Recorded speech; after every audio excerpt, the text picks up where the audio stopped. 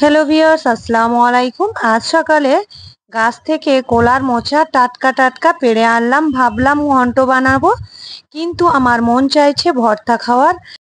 মোচা দিয়ে না ঘন্ট বানিয়ে আমি ভর্তা বানিয়ে জমিয়ে খেলাম প্রাণ ভরে। আজকের সেই ভিডিও আপনাদের সঙ্গে শেয়ার করছি। দারুণ স্বাদের এই মোচা ভর্তা রেসিপি।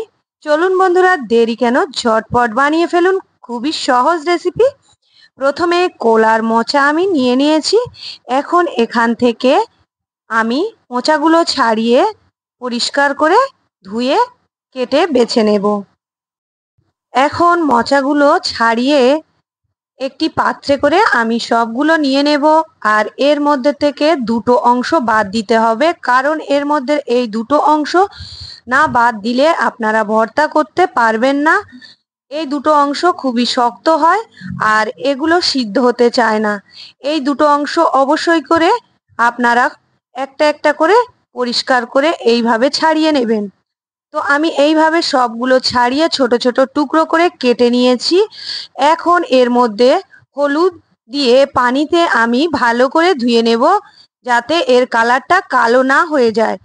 মোচা কাটার সময় অবশ্য পানিতে ভিজিয়ে রাখবেন আর এইভাবে হলুদ দিয়ে ভালো করে ধুয়ে নেবেন। এখন একটি কড়া নিয়েছি, কড়ার মধ্যে আমি ধুয়ে পরিষ্কার করে নিয়েছি মোচাগুলো। এখন কড়ার মধ্যে দিয়ে এর মধ্যে স্বাদ অনুযায়ী লবণ আর হলুদের গুঁড়ো দিয়ে এটা আমি সিদ্ধ করে নেব ভালো করে। একটু সিদ্ধ করার জন্য আমি এখানে অল্প পরিমাণ পানি ব্যবহার করছি, না হলে ভালো করে সিদ্ধ হবে না। তাই এখানে অল্প পানি দিয়েছি, দিয়ে একটু খুন্তি দিয়ে নেড়ে এখন ঢাকা বন্ধ করে আমি এটা সিদ্ধ করে নেব।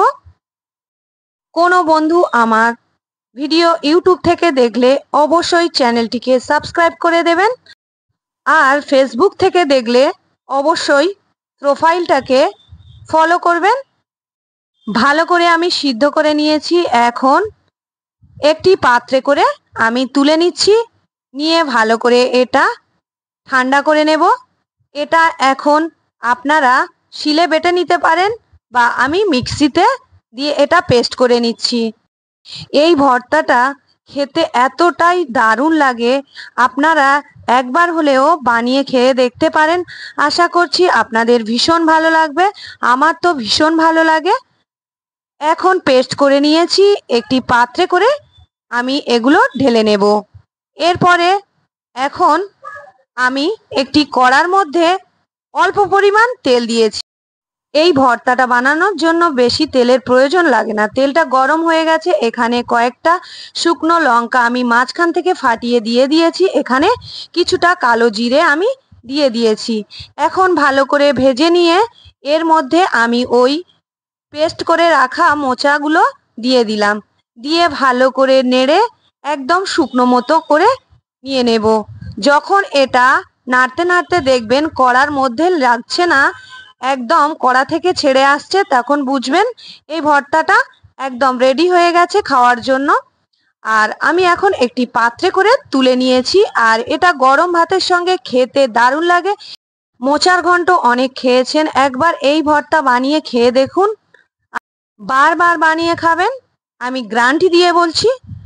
আর এই রকম সুন্দর সুন্দর রেসিপি পেতে হলে অবশ্যই আমার চ্যানেলটিকে সাবস্ক্রাইব করবেন, লাইক কমেন্ট শেয়ার করবেন, আপনার বন্ধু বান্ধবের সঙ্গে আমার ভিডিও শেয়ার করে দেবেন।